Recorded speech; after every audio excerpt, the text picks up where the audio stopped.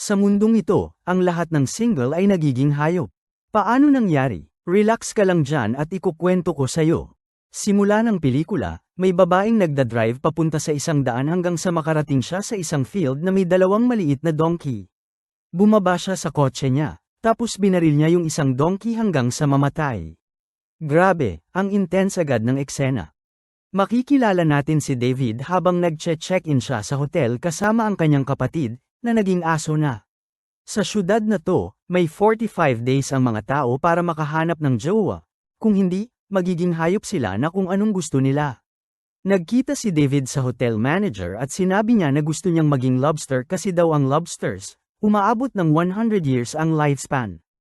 Ang random pero ang deep din, no? Habang nagbi-breakfast, napansin ni David ang tatlong babae, yung babaeng may pusong bato, na sabi raw walang emotions, yung babaeng mahilig sa biskwit, na laging may dalang maliit na pack ng biskwit, at yung babaeng palaging may nosebleed. Nakilala rin niya ang dalawang lalaki, si Robert, na bulol pag nagsasalita, at si John, na may pilay ang isang paa. Kalaunan, sa isang assembly, tinawag si John para magsalita. Kwento niya, iniwan ng tatay niya yung nanay niya para sa ibang babae, kaya naging lobo yung nanay niya at dinala sa zoo. Banibisita niya yung enclosure ng nanay niya hanggang sa isang araw, umakyat siya para yakapin siya. Inatake siya ng ibang lobo, kaya siya napilay, pero may dalawang lobo na hindi gumalaw. Feeling niya, isa doon yung nanay niya. Grabe, ang heavy ng kwento niya, no? Ang sakit sa puso. Habang nasa hotel, sumasali ang mga sayaw ng mga single para magkakilala. May chance din silang magka-extra time sa pamamagitan ng pagsali sa mga hunts para maghanap at mag-tranquilize ng mga loners sa gubat. Ang babaeng may pusong bato raw ang pinakamagaling na hunter dahil sa may nakakatakot siyang vibes. Sa bus papunta sa hunt, umupo si David sa tabi ng babaeng mahilig sa biskwit. Bigla siyang nag-propose kay David tapos sinabi pa niya na baka tumalon siya sa bintana ng kanyang kwarto. Ang random at ang intense ni ate girl, no? Parang ang dami niyang pinagdadaanan. Sa hotel, bawal ang maglulo, kaya ang mga lalaki, kaunti lamang na stimulation ang nakukuha ng pwede nila makuha mula sa katulong na si Arian, ngunit hindi sila pinaparaos.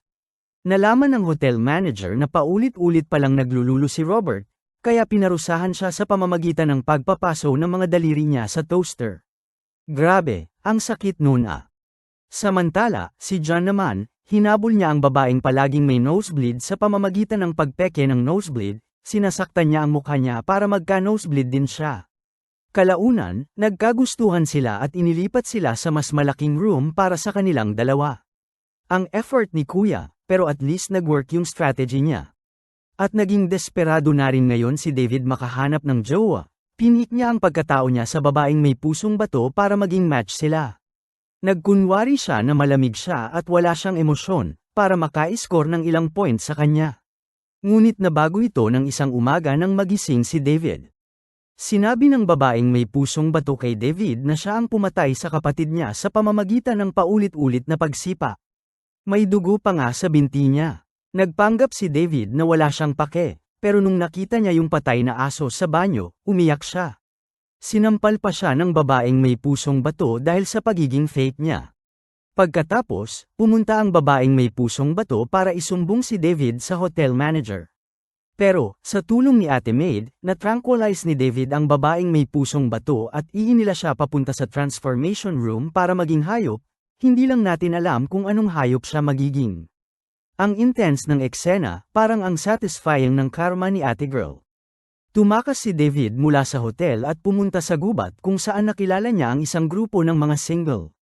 Tinanggap siya ng leader ng mga single, pero binigyan siya ng warning, bawal ang kahit anong pag-ibig o kalandian, at may parusa kapag nilabag yon. Napansin ni David yung isang lalaki na may benda sa bibig.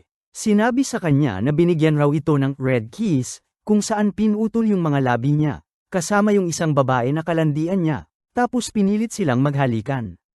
Ang lala, no? Pero mas malala pa raw yung red intercourse, na kung ano man yung nangyari doon, mas okay na wag na lang natin isipin. Grabe, ang hardcore ng mga parusa nila, parang magdadalawang isip ka bago maglandian. Habang nandun siya, nahulog ang loob ni David sa babaeng malabo rin ang mata. Nakuha niya ang puso niya sa pamamagitan ng paghuli at pagpatay ng mga kuneho, tapos niluto niya yon sa paraan na gusto niya. Ang effort ni David, no? May encounter din siya kay Robert na gustong barilin siya at ibalik sa hotel. Pero si Girl biglang nag-hero move at pinatumba si Robert. Go, ate Girl! Pumupunta rin ang mga grupo ng single papunta sa city, nagpapanggap na mga couple sila. Si David, nakapair kay ate Girl, at ang galing nila magpanggap na totoong couple, walang nagduda. Na-reveal din na ang katulong pala sa hotel, ay kasabwat ng leader ng mga single at kumukuha siya ng info mula sa hotel. Parang undercover si ate, ang galing. Sumugod ang mga grupo ng single sa hotel habang si David, sumakay sa yate kung saan nandoon ang kaibigan niya sa hotel na si John at ang bagong pamilya niya. Sinubukan ni David sabihin ang katotohanan sa pagsisinungaling ni John, pero ayaw nilang makinig sa kanya, kaya umalis na lang siya sa yate. Sa hotel, pumasok ang leader ng mga single sa kwarto ng hotel manager at ng asawa nito. Tinutukan niya ng baril ang manager at tinanong ang asawa kung mahal niya ito. Sabi ng asawa, oo daw, pero nung binigyan siya ng baril para barilin si manager, sinubukan niyang ibaril pero wala palang bala. Umalis na lang ang grupo ng single at iniwan silang dalawa. Ang intense ng eksena, parang ang daming mind games. Napansin ng leader ng mga single na sobrang close na nina David at ni ate Girl. Nahalungkat niya yung journal ng babae at nabasa yung plano nila ni David na tumakas papunta sa city. Dinala ng leader ng mga single at ng katulong si ate Girl sa city para daw sa operation na magpapagaling sa kanyang paningin. Pero ang totoo, bubulagin pala siya. Iniwan siya para ipagtanggol ang sarili gamit ang kutsilyo, pero sinubukan ng dalawang babae na kunin yun sa kanya. Sa huli, nasaksak ni ate Girl ang katulong at iniwan siyang mamatay. Grabe, ang dark ng twist, no? Kalaunan, inatake ni David ang leader ng mga single at tinali niya. Tinapon niya ito sa isang open grave at iniwan siya para kainin ng mga aso. Grabe, ang brutal ni David. Parang ang bigat ng karma ni ate Girl. Tumakas sina David at si ate Girl papunta sa city. Pumunta sila sa isang restaurant at umupo magkasama. Pagkatapos, pumasok si David sa banyo at kumuha ng kutsilyo para subukan saksakin ang mata niya, para match sila, diba? Lahat nga naman gagawin para sa ngalan ng pag-ibig. Pero hindi natin malalaman kung natuloy ba siya o hindi. Ang intense ng ending, no? Parang ang daming tanong na naiwan. Huwag kalimutan mag-like at subscribe para hindi ka maging single. Doy TV, hanggat sa muli.